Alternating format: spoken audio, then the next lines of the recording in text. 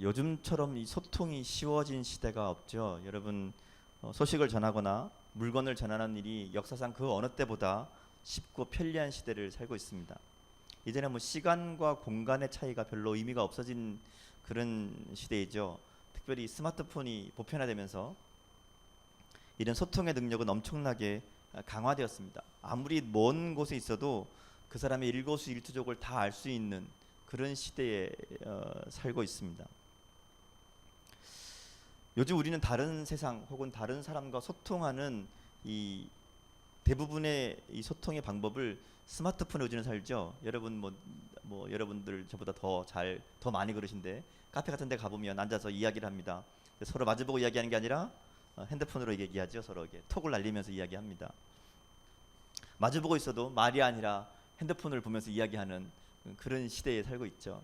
근데요, 이렇게 참 편리하고 좋은데 이런 소통 방식에는 아주 치명적인 문제점이 하나 있습니다. 그것은 자기가 보여주고 싶은 것만 보여준다는 거죠. 여러분 제일 많이 하는 소통의 방법이 이제 뭐 보통 블로그나 뭐 페북 뭐 이런 거 하잖아요. 뭐 카스나 이런 거 하면 자기의 일상이라고 올려보냅니다. 자기의 일상, 요즘 이렇게 산다, 뭐 요즘 뭐 이렇게 하면서 사진을 찍어서 올려놓고 글도 써서 올려놓습니다. 근데 거기 보면 대부분 한결같이 100이면 100, 좋은 거, 그죠? 멋진 데 간 거, 맛있는 거 먹은 거, 이렇게 좋은 것만, 멋진 것만 보여준다는 거죠. 보기에 좋은 것만 보여주면서 이게 뭐요? 나 이렇게 살아, 내 일상이 이래라고 이야기한다는 겁니다. 그러다 보니까 자기 속에 있는 부정적인 건 절대로 안 보여줘요. 보여줄 뿐 아니라 말도 안 해요. 내 속에 있는 고민들, 문제들, 어려움들, 갈등, 상처 이런 거는 꼭꼭 숨겨놓고요.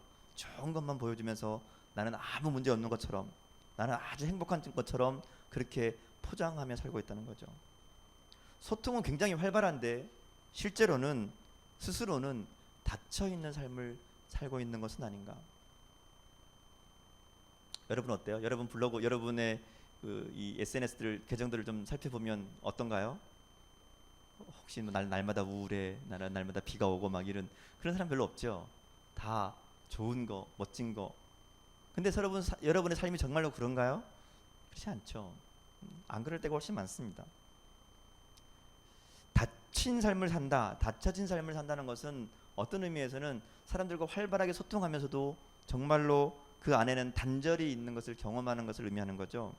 이런 단절이 병적으로 나타나면 우울증이나 자폐가 됩니다. 근데 꼭 병이 아니더라도 대부분의 사람들은 이런 단절을 경험하고 살고 있습니다. 우리들은 대부분 이런 외로움, 고독, 단절, 닫힌 삶을 경험하며 살고 있다는 거죠. 거기에 여러 가지 뭐 이유가 있겠죠. 내면의 상처일 수도 있고 또 사람들과 관계가 문제가 있을 수도 있고 여러 가지 이유가 있겠지만 어쨌든지 그런 닫힌 삶이 우리들 가운데 있다는 거고요. 문제는 세상뿐 아니라 교회 공동체에도 이런 닫혀 있는 것이 생각보다 훨씬 많이 그리고 자주 일어나고 있다는 겁니다. 교회를 아무리 오래 다녀도 마음을 터놓고 얘기할 사람이 없다면, 아무리 오랜 동안 신앙생활해도 내 삶의 고민을 나눌 사람이 없다면 그럼 그건 닫혀진 삶이 아닌가 하는 거예요. 그리고 이렇게 닫혀진 삶은, 닫혀 있다고 느끼는 삶은 불행할 수밖에 없죠. 그래서 우리 삶에서 이 열려 있다는 것은 굉장히 중요합니다. 이 닫힌다는 것은 근데 어떤 의미에서 보면 사실은 그 우리의 어떤 신앙의 가장 근본적인 문제이기도 합니다. 여러분 잘 생각해 보세요. 원래 하나님은 우리를 만드실 때 소통할 수 있는, 말하자면 나눌 수 있는 열려 있는 삶으로 존재로 만드셨죠. 하나님과 우리의 관계도 소통이 있는, 교제가 있는 존재였습니다. 창조물 중에 유일하게 하나님과 교제할 수 있는 존재 바로 사람이라는 거죠. 근데 사람이 범죄한 후에, 죄가 들어온 후에 이 소통이 끊어지게 됩니다. 더 이상 하나님과 교제할 수 없게 되었고요. 이런 소통의 단절로 인해서 사람들의 삶에 고통이 오고 죽음이 오고 질병이 오기 시작했다는 겁니다. 이 죄가 바로 하나님과 우리의 사이를 끊는, 단절하는 바로 그 역할을 했다는 거죠. 그래서 인간의 죄로 말미암아 하늘의 문이 닫히고요. 하나님과 우리의 관계가, 우리의 소통이 끊어지게 된 것, 이것은 가장 심각한 문제가 되었다는 겁니다. 오늘 본문에도 보면 이렇게 닫혀진 삶을 사는 사람을 한 사람 소개하죠. 성경은 귀먹고 말을 더듬는 사람이라고 소개합니다. 우리가 흔히 농화인이라고 얘기하는 청각과 언어의 장애를 가진 사람이죠. 중요한 것은 여기를 잘 생각해 보면 이 사람의 장애가 결국의 원인은 뭔가 하면 듣지 못하는 것에 있다는 거죠. 듣지 못하니까 말을 잘 못해요. 말을 잘 못하다 보니까 소통에 문제가 있다는 겁니다. 이건 영적인 것도 마찬가지라는 거죠. 영적인 부분으로 볼 때도 듣지 못하면 거기부터 문제가 생기는 겁니다. 많은 사람들이 귀가 있어도 듣지 못하죠. 하나님은 지금도 우리들에게 말씀하시는 하나님이신데 그 하나님의 말씀을 듣지 못하는 사람이 굉장히 많습니다. 그러다 보니까 하나님 말씀이 들리지 않으니까 그 마음속에 믿음이 자라지 않고요. 믿음이 자라지 않으니까 삶의 변화가 없습니다. 그래서 하나님의 말씀을 듣는 것, 이게 신앙의 출발이라고 할 수 있어요. 여러분 어떠신가요? 여러분의 귀는 잘 듣고 있습니까? 하나님의 말씀이 잘 들려지시나요? 질문입니다. 잘 듣고 있습니까? 고마워. 하나님 말씀이 귀에 들려지 않는 것은 심각한 영적인 문제의 시작이라는 겁니다. 여러분 말씀을 읽을 때 하나님 말씀이 들려지시나요? 설교를 들을 때 그게 하나님이 나에게 하시는 말씀으로 여러분에게 들려집니까? 그래요? 여러분 기도하기 힘들죠? 기도 어렵다고 얘기합니다. 왜 기도를 못하는가 하면요, 말을 못해서가 아니에요. 말을 잘하지만 기도는 힘들어요. 왜냐하면 하나님 음성이 그 마음속에 들려지지 않기 때문에. 전도도 마찬가지죠. 전도는 누가 잘할까요? 말 잘하는 사람이 잘할까요? 용감한 사람이 잘할까요? 아니에요. 전도는 그 마음속에 하나님의 말씀이 있는 사람이 잘할 수 있어요. 말씀이 없으니까 할 말이 없고요. 할 말이 없으니까 전도를 못한다는 겁니다. 그런 의미에서 우리가 하나님의 음성을 듣는 것 굉장히 중요하죠. 하나님의 음성이 우리에게 들려져야 우리의 입도 열리게 되고요. 기도도 할 수 있고요. 전도도 할 수 있고 찬양도 할 수 있고 바른 신앙생활을 할 수 있다는 겁니다. 자, 그러면 오늘 예수님께서 이제 이렇게 막혀있는 사람, 귀가 먹고 말이 불편한 사람을 어떻게 고치시는가, 그걸 보면서 우리의 모습을 좀 여기에 받쳐봤으면 좋겠어요. 예수님께서 이 사람을 치료하실 때 제일 먼저 하신 일이 뭔가 하면 이 사람을 따로 데리고 나온 거예요. 본문 33절에 보면 그렇게 얘기하죠. 예수님께서 그 사람을 따로 데리고 무리를 떠나셨다, 이렇게 얘기합니다. 따로 데리고라는 말은 그 사람들에게서 분리했다는 거죠. 이건 간단하게 얘기하면 이런 거예요. 하나님은, 예수님은 우리와의 만남에서 1대1의 관계를 원하신다는 거죠. 인격적인 만남, 1대1의 만남, 굉장히 중요하게 생각하신다는 겁니다. 그 신앙생활에서 우리가 하나님의 음성을 들으려면 하나님과 나와의 1대1의 만남이 있어야 된다는 거죠. 여러분 유명한 그 빌리 그레이엄 목사님이 그런 얘기 하셨다 그래요. 하나님에게는 아들은 있고 손자는 없다. 누구를 통해서 누구 때문에 우르르 묶여서 이게 아니라 하나님과 우리의 관계는 1대1로 개인적으로 만나야 된다는 겁니다. 그래서 우리가 하나님의 음성을 들으려면 이 개인적인 만남의 시간이 중요해요. 여러분에게 하나님과 이 개인적인 만남의 시간이 있습니까? 있어요? 큐티를 하든 기도를 하든 말씀을 듣고 말씀을 읽고 하나님의 음성을 들으려고 노력하는 그 시간, 이 시간이 확보되어야, 이 시간이 있어야만 하나님과 관계가 시작된다는 겁니다. 주님은 개인적으로 만나기 원하시는 거예요. 우리를 개인적으로 만나서 우리들 가운데 관심을 가지시고 우리들 한 사람 한 사람에게 다가오신다는 거죠. 자, 말씀을 보면 이어서 이런 얘기합니다. 예수님이 그 사람을 따로 데려나온 다음에 손가락을 이 사람의 귀에 집어넣습니다. 그리고 침을 뱉어서 그의 혀에 대셨다, 이렇게 얘기했는데 이제 성경은 침을 뱉었다라는데 이게 좀 더 정확한 의미로 보자면 침을 묻혔다는 게 더 정확한 것 같아요. 침을 묻혀서 그 사람의 입에, 혀에 손을 대신 거예요. 자, 여러분 한번 생각을 해보세요. 저는 말씀을 들으면서 이 장면을 한번 상상해봤습니다. 어떤 모습일까? 귀가 막히고 귀가 안 들리고 말을 못하는 사람이 예수님 앞에 나와 있습니다. 이 사람이 어떤 자세를 취하고 있을까요? 예수님이 뭐라고 말씀하실까?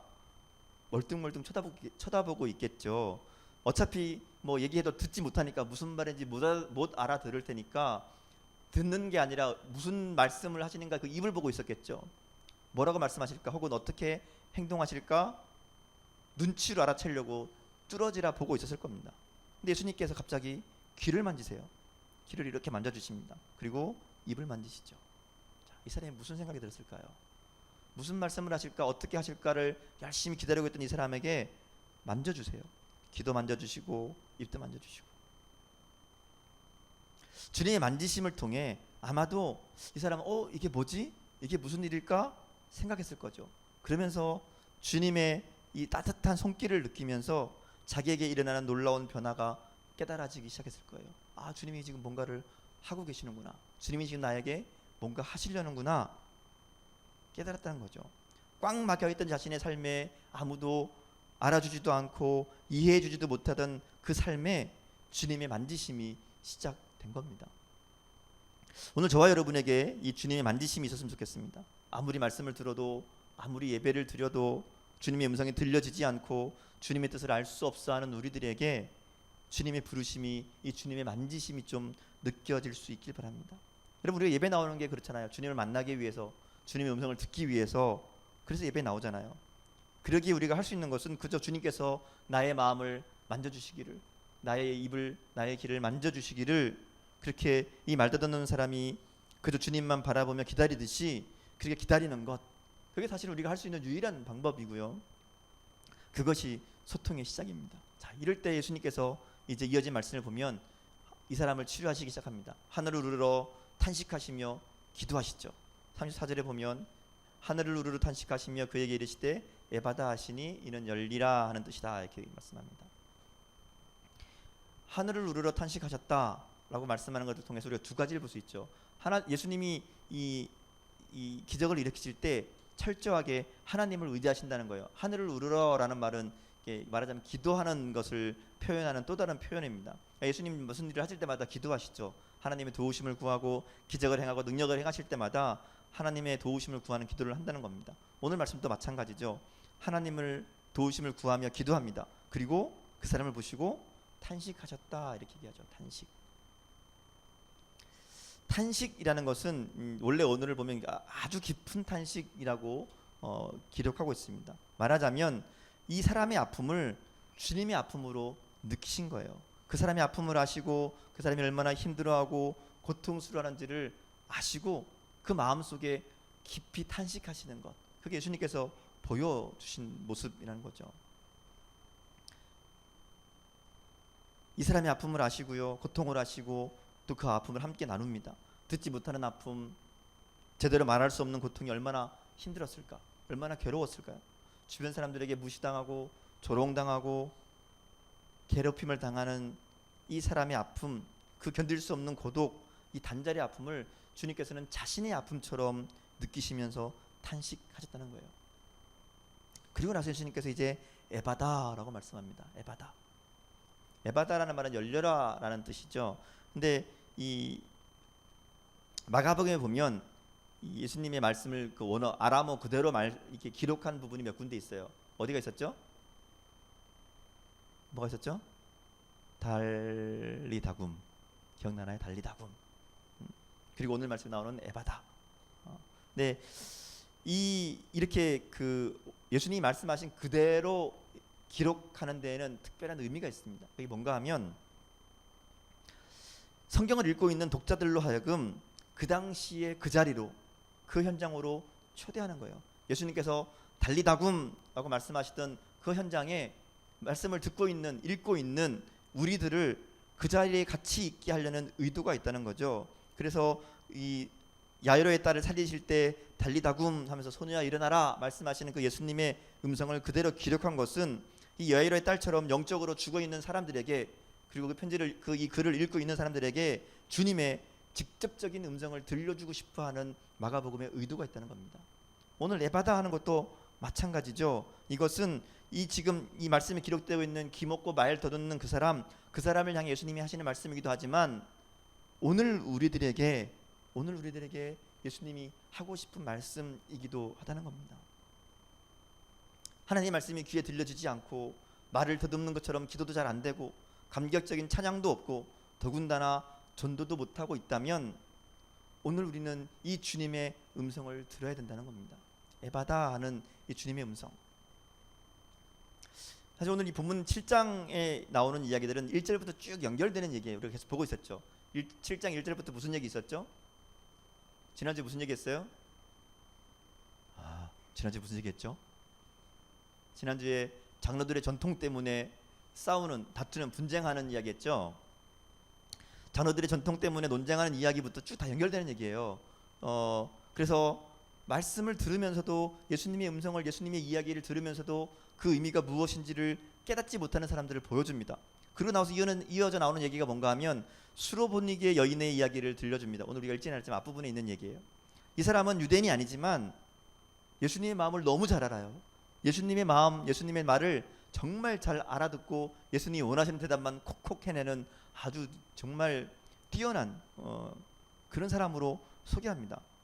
예수님 말씀을 너무나 잘 알아듣는 이방 여인을 소개하면서 비교하는 거죠. 말씀을 듣기는 하지만 꽉 막혀서 자기 고집으로, 자기 생각으로, 자기 욕심으로 꽉 막혀서 전혀 깨닫지 못하는 유대인들과 제자들의 모습을 비교하며 보여준다는 거예요. 그러면서 이어지는 얘기가 오늘 얘기예요. 귀먹고 말다듣는 사람의 이야기를 통해서 하나님과 단절된 그들의 상태, 제자들의 상태, 유대인들의 상태를 보여주고 있다는 겁니다. 근데 이 말씀을 쭉 보면서 제가 가진 생각은 그런 거였어. 이런 배경들은 물론 어떤 신학적인 해석이니까 중요하지만 이런 것들 쭉 보면서 생각드는 거는 다른 건 둘째치고 이게 딱 제 얘기다라는 생각이 들었어요. 이 사람이 바로 내 얘기구나. 항상 말씀을 준비하면서 드는 생각이 그런 거예요. 왜 하나님의 말씀이 나에게 분명하게 좀 들려지지 않을까? 하나님이 딱 그냥 서론본론 결론 짜자작 얘기해서 쫙 알려주시면 내가 쉽게 쫙 하면 얼마나 좋을까? 아무리 읽고 말씀을 묵상하고 또 자료를 찾아보고 책을 찾아보고 그래도 하나님 말씀이 분명하게 잘 들려지지 않습니다. 그래서 답답하죠. 날마다 고민이에요. 여러분, 제가 우리 순자들한테 맨날 기도 제목 부탁하는 게 설교 좀 잘하게 해달라고 부탁을 하는데 답답합니다. 대충 깨달은 거 대충 안 거 주워 들은 거 여기저기서 본 거 정리해서 설교를 하고 가르치다 보니까 늘 이게 꼭 정말 제 느낌이 말 더듬는 사람처럼 불편한 거예요. 제대로 정말 잘 전달하고 있나? 항상 그런 모습이 부끄럽다는 거죠. 그래서 말씀을 읽으면서 이 사람이 바로 내 얘기하고 있구나 생각을 했어요. 말씀 전하는 것뿐 아니죠. 살면서 살아가면서 그런 생각 많이 들죠. 하나님 정말 나에게 하나님의 음성을 똑똑히 딱 들려주셔서 분명하게 들려주셔서 내가 그렇게 순종하며 살면 참 좋을 텐데 그렇지 않다는 거죠. 하나님 안 들려주세요. 내 귀가 꽉 막힌 것 같아. 무슨 말씀을 하시는지 모르겠다는 거죠. 왜 이런 일들이 일어나는지, 왜 나에게 이런 삶에 이런 순간들이 있는 건지, 하나님 무슨 말씀을 하고 싶으신 건지, 나에게 뭘 원하시는 건지 도무지 모를 때가 너무 많다는 겁니다. 뭐 하나 분명하게 들리지 않아요. 그래서 답답하고 불안하고 두렵고. 여러분 어떠신가요? 저만 그런가요? 여러분의 삶은 잘 열려 있습니까? 잘 듣고 있나요? 혹시 귀는 있고 입은 있는데 여전히 듣지 못하고 말하지 못하는 그런 삶이 아닌가?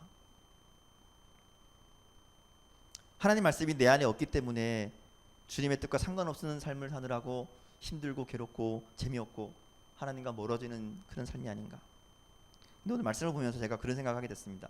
이게 참 내 얘기구나 하면서 답답해하다가 그런 생각이 들었어요.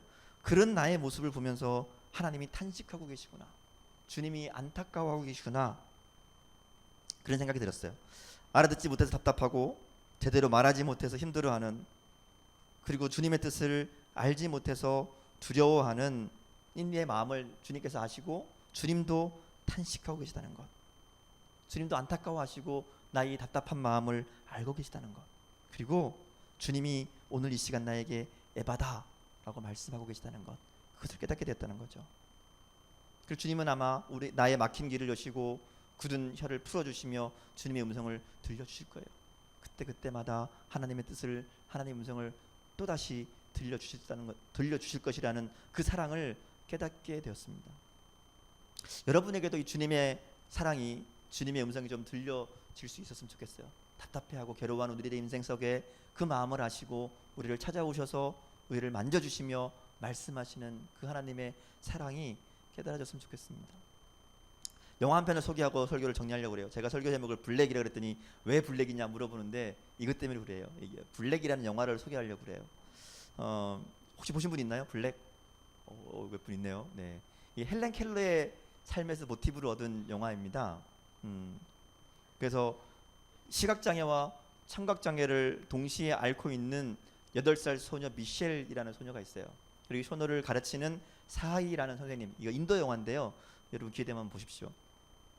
이 사하이 선생님을 만나서 이 미셸이 빛을 발견한다는 영화입니다.